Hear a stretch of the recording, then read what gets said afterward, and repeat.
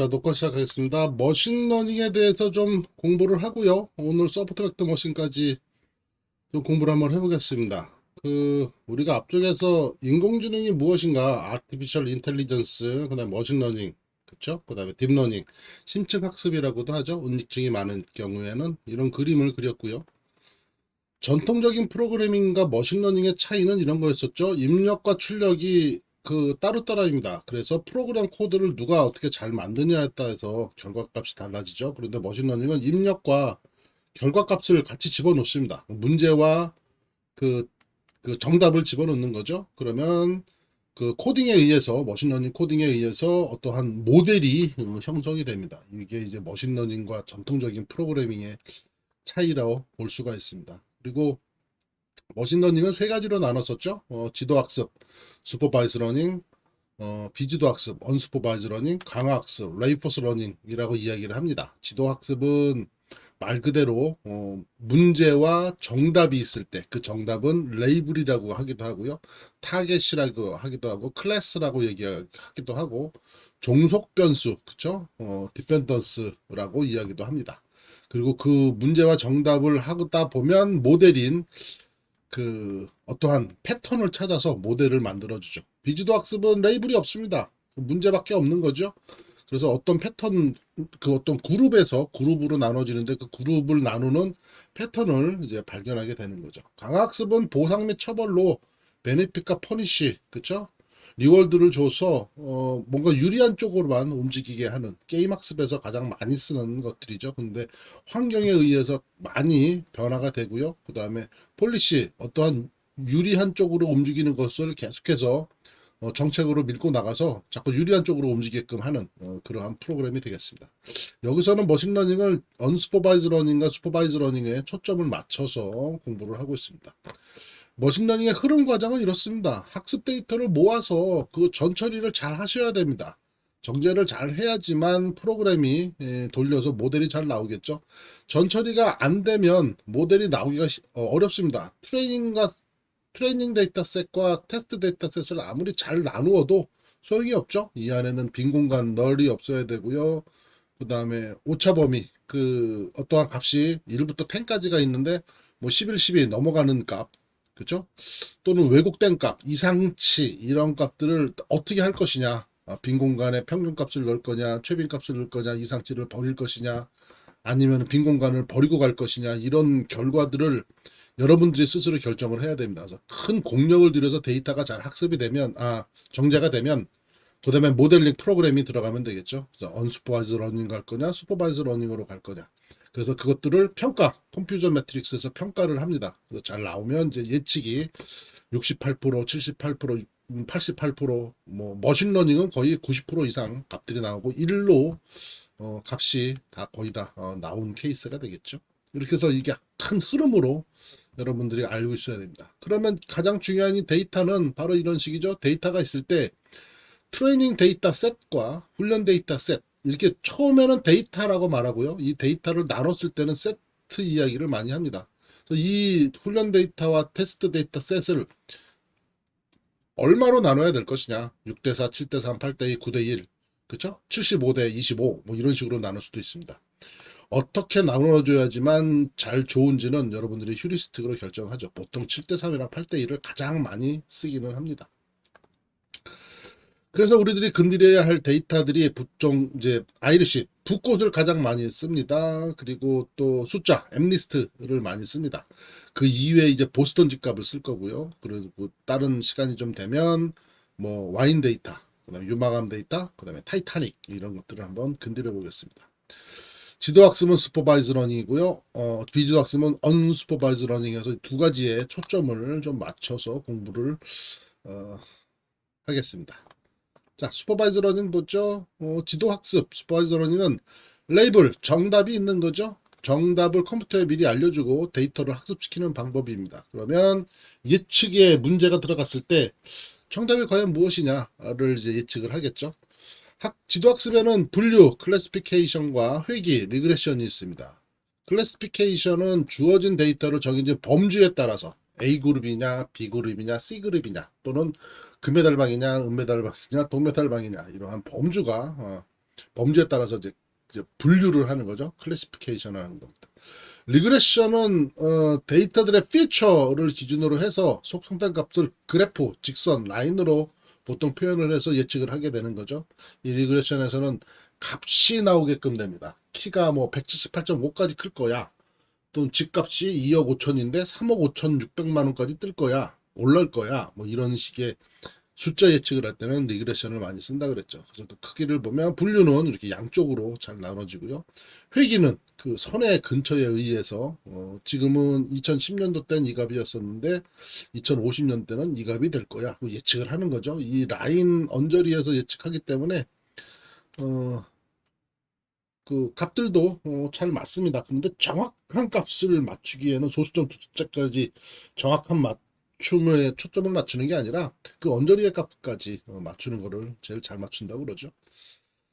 이런 겁니다. 그래서 이산형이란 것은 두 개로 나누는 이자가 아니라 이렇게 그 여러 가지로 이렇게 끊어지는 값들을 이산형이라고 그러고요. 연속형은 1부터 100까지 쭉 연속되죠. 1, 2, 3, 4, 5, 6, 7 이런 것들을 다 연속형이라고 이야기를 합니다. 그 중에서 우리가 가장 처음인 K 니어리스트 제가 링크에서 올렸죠. 프로그램까지 해서 그리고 또 하이퍼 파라미터를 파라메터 여기는 하이퍼 파라메터까지는 아니죠. 모델 파라메터를 어떻게 바꿀 것이냐, K 값을 어떻게 바꿀 것이냐, 트레인 셋과 데이터 셋을 어떻게 바꿀 것이냐 그런 것들까지 해봤습니다. 그래서 우리가 건드렸던 K 네이버는 이런 식이죠. 굉장히 직관적이기 때문에 많은 데이터에서는 쓰지 않습니다. 그 좀 적은 데이터, 500개, 1000개, 2000개 이 정도에서는 이제 K를 쓰죠.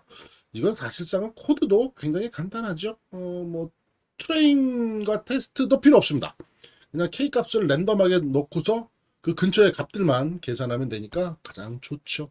근데 10,000개, 20,000개에선 이걸 쓰시면 안 됩니다. 10만 개, 100만 개 이런 거에서는 절대로 쓰면 안 되고요. 적은 데이터에서 빠르게 예측하기 위해서 쓰는 거죠. 다수결의 원칙에 의해서 씁니다. 니어리스트는 새로운 입력, 그쵸? 분류되지 않은 검증을 받았을 때 클러스터의 모든 데이터와 인스턴스의 거리 기반, 거리를 측정을 한 다음에요. 가장 많은 속성을 가진 다수결이죠. 거기서 그 분류를 하는 겁니다. 과거 데이터를 사용하여 미리 분류 물형을 만드는 것이냐, 과거 데이터를 딱 전장에 두고 필요할 때마다 새로운 값을 넣어서 위치가 어디냐? 그 근처의 개수를 세라? 이렇게 해서 이제 잡아내는 거죠. 그래서 K의 값의 선택에 따라 새로운 분류 결과가 달라질 수 있으므로 K 값을 잘 정해야 됩니다. 두 개일 때는 노란색인데 다섯 개일 때는 파란색이고 이렇게 되는 거죠. 그러면 3이 맞냐 5가 맞냐 싸움을 하시면 안 되죠. 7, 9, 11 쭉 한번 넣어봐야죠. 그렇게 되면 어큐러스가 1인 것들일 때에 K 값이 가장 알맞게 떨어집니다. 이때 보통 K가 150개면은 13개, 19개 그 사이 값을 집어넣으면 되고요. 10,000개 있을 때는 안 쓴다고 그랬죠. 저도 돌려본 적이 없습니다. 그런데 한 1,000개일 때, 2,000개일 때 돌려보면 보통 한 100개 미만으로 값을 집어넣으면 값이 잘 나오고 있었습니다. 그 거리를 나타내는 걸 바로 요거 그 유클리안 호도법으로 거리를 찾으면 되는 거죠. 이게 옛날에는 그 기울기의 값이었었나요? A 제곱 플러스 B 제곱은 C의 제곱 그렇죠? 이렇게 해서 거리 값을 잡았습니다. 그래서 만약에 세 개가 있다 그러면 새로운 세 개의 범주에 주황색이 딱 분류가 되고 두 개가 주황색이고 녹색이 뭐 주황색으로 분류되고 또 녹색이 주황색으로 다시 분류되고 이런 것들을 이제 그 근처에 값이 왔을 때 이렇게 분류된다는 이 의미를 말하고 있는 거죠. 뭐 그렇게 중요한 케이스는 아닙니다. 우리는 여기서부터 좀 자세하게 봐야 되겠죠. 붓꽃 아이리시가 있을 때 사실은 머신러닝은 심층 신경망이 필요하지 않습니다. 은닉층이 그렇게 깊게가 안 들어요. 은닉층 하나짜리 정도 할까? 그쵸? 그래서 머신러닝이 좀 간단하다는 의미로 나타내고 그다음에 어큐러시도 거의 1로 많이 떨어졌죠. 그래서 사이클런만 써도 충분합니다. 텐서플로어로 굳이 쓸 필요가 없죠. 그래서 여기서부터 코딩이 들어갔었죠. 그래서 코딩이 들어갔으니까 우리가 이쪽을 좀 나누고 우리가 코딩 값을 한번 불러오겠습니다. 코딩을 우리가 어떤 코딩을 했냐면 K의 값이 KNN이 이렇게 뜨죠. 고랩을 한번 뜨고 있습니다. 고랩을 요거였었죠. 아이고, 죄송합니다. K는 값이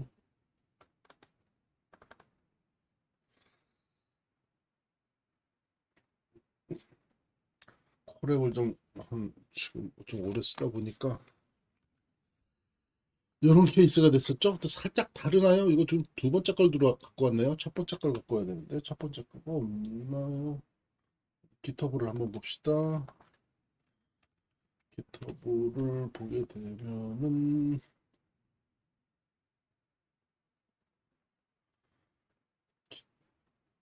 기터브를 보게 되면은 저희 기터브가 안 들어가고 좀 엉뚱한 데 기터브로 들어가네요. 왜 그러죠? 잠시만요. 기터브를 뭐 이걸로 합시다. 이걸로 해도 뭐 그렇게 문제가 없겠죠. 음, 기터브 KN에는 두 번째 코드를 제가 갖고 왔네요. 한번 비교해 봅시다. 여기 보시면 임포트가 돼 있죠. 라이브러리를 불러오는 케이스입니다. 그래서 임포트 라이브러리를 이렇게 불러왔죠. 이렇게 불러고 똑같이 지금 불러왔습니다. 넘파이는 벡터나 행렬의 연산 처리를 위해서 넘파이를 쓰고요. 그 다음에 데이터 차트, 플로트, 그 다음에 이런 것들을 하기 위해서 매플로립을 쓰고요. 그리고 데이터 안에는 숫자만 있는 게 아니죠. 문자도 있습니다. 그래서 판다스를 우리가 준비를 했고요. 데이터 분석 조작을 위해서란 라이브러리죠. 이 세 개는 무조건 기본입니다. 숫자랑 문자의 데이터를 써서 시각화하는 거. 이거는 무조건 기본이고요. 판다스, 매플로드까지. 그리고서 사이클러는 이제 매트릭스. 이게 바로 모형 평가를 하기 위해서 이 모형 평가를 하나 집어넣은 겁니다. 데이터를 불러오죠. 컨텐트 샘플 데이터에 데이터 all이 있네요. 우리가 여기에 샘플 데이터에 데이터 all이 없을 겁니다. 그럼 한번 가져와 보죠. 만드시는 방법은 이런 식으로 만듭니다. 잠시만요. 아이리시 데이터가 어디에 숨어 있나요? 아이리시 데이터가 여기에 있나요?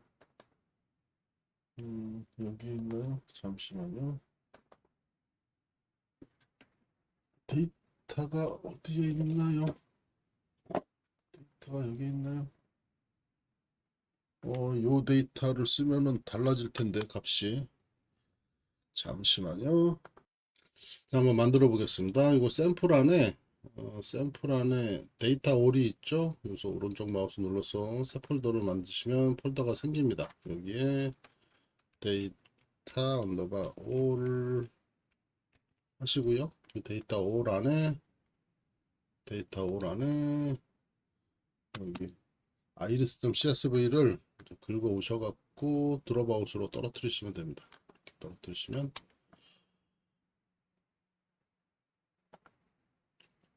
집어넣으시면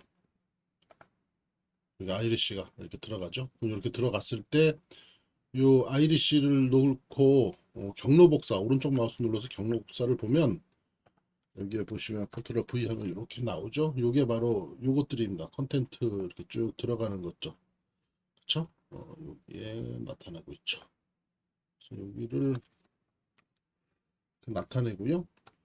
여기를 나타낼 때 여기에 점점이 이렇게 없어야 됩니다. 돌려보시면 돌아갈 겁니다.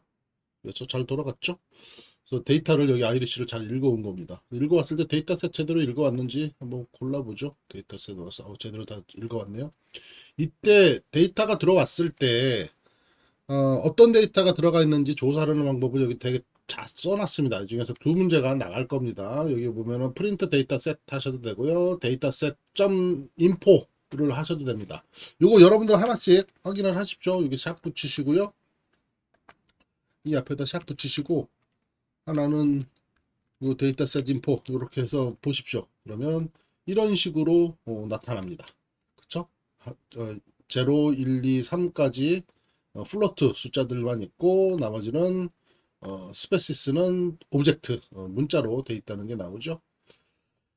이것도 시험 문제 나가고요. 그 다음에 통계의 디스크라이브를 보고 싶다라고 그러면 이렇게 디스크라이브를 하게 되면 이러한 현상으로 통계 값이 나오죠. 25, 50, 75%까지 맥스, 민까지 다 나타납니다. 아주 잘 나타나죠. 이렇게까지 나타나고요. 그다음에 여기 보시면 헤드는 위에 5개 정도, 테일은 밑에서 5개 정도. 안 써도 5개가 나타납니다. 5를 쓰면 5개를 보여주고요. 10개를 보고 싶으면 10을 쓰면 되겠죠. 이렇게 해서 보고요. 그다음에 컬럼 봐도 컬럼만 나타나고요. 쉐이프 모양 어떻게 됐느냐. 이 쉐이프도 모양 굉장히 많이 씁니다. 어떻게 보면 쉐이프를 가장 많이 쓴다고 그랬죠. 그 안에 데이터들은 필요 없고 도대체 열과 속성이 몇 개야. 이런 식으로 해서 쉐이프를 많이 씁니다. 그럼 150 인스탄스가 있고 5개의 속성이 있네. 이렇게 한 방에 알 수가 있는 거죠. 이거는 쉐이프는 굉장히 많이 쓰니까 한번 기다려 보십시오. 여러분들이 많이 체크해 보십시오. 그래서 이런 식으로 해서 널 하면 이제 널 값이 있느냐 없느냐를 물어보죠. 그래서 썸 했으니까 제로가 나올 겁니다. 널 값이 없습니다. 다 잘 들어갔어요. 그래서 여기에 있는 10가지의 기능을 꼭 기억하시기 바랍니다. 시험 문제 나갈 겁니다. 그래서 데이터셋을 이렇게 보는 게 가장 좋죠. 이렇게 본 다음에 여기서는 이제 세팔로 해갖고 그 캐릭터에 있는 거 챕3의 데이터에 아이리시 있는 걸 불러왔지만 우리는 이런 식으로 불러왔습니다. 그쵸? 그런 다음에는 이제 라인을 이제 읽어야 되겠죠. 여기 보면은 데이터셋의 I로 X랑 Y를 이제 읽습니다. Y는 4개까지만, 속성 4개까지만 읽고, X의 값은, 1부터, 제로부터 읽지 말고, 1부터, 마이너스 1, 맨 뒤까지 읽어주시면 됩니다. 그럼 이런 식으로 해서 잘 나오죠? 쭉쭉 나옵니다. 이건 프린트 Y이고요. 프린트 X를 찍어내면 이렇게 찍어내시면 되겠죠. 프린트 X를 이런 식으로 찍어내시면 됩니다. 찍어내시면 프린트 X의 값들이 쭉 나오죠. 5.1, 4.9? 두 번째부터 나오네요. 그러면 얘를 1로 말고 제로부터 읽으라고 그러십시오. 그러시면, 아이고, 제로부터 읽으라고 그러면 되겠네요. 그렇죠? 제로부터 읽으면 5.1부터 나올 겁니다. 그렇죠? 5.1부터 잘 나오죠? 5.1. 여기가 5.1부터. 4.9, 4.7, 4.9, 4.7 쭉 나오죠? 그래서 150개가 이렇게 쭉 나오는 겁니다. 종속변수까지 한꺼번에 보려면 이렇게 쓰셔도 돼요. 프린트 x, y 이렇게 한꺼번에 해도 이렇게 보면은 x가 쫙 나오고 밑에 y가 쭉 나오죠. 이런 식으로 보셔도 돼요. 뭐 편하신 대로 하시면 됩니다. 그래서 불러내서 보는 거 쉐입 아까 많이 나온다고 그랬죠? 이 쉐입 그렇죠? 그래서 이 정도는 여러분들 다 아셔야 되고요. 그래서 쭉 아무튼 잘 나왔습니다. 잘 나왔으면 그 다음 문 들어가죠. 여기까지는 잘 됐으니까 두 번째로는 잘 읽어왔습니다. 읽는 게 다 읽었으니까 데이터가 전처리가 다 끝난 거죠. 이제부터는 이제 모델을 봅니다. 모델을 어떻게 나눌 것이냐. 그렇죠. 이게 지금은 이제 from에서 그때그때 부르지만 사실상은 이 라인이랑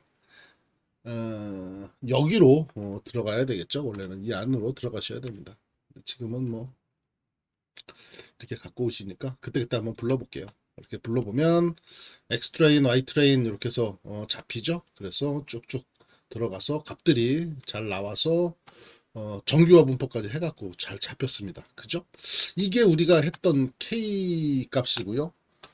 그 다음에 우리가 오늘 해야 될 값은 여기까지는 쭉 한번 했고요. 한번 리바이벌을 한번 더 시켜드렸습니다. 이번에는 이제 SVM을 한번 보겠습니다. SVM은 제가 잠시만 기다려 주세요.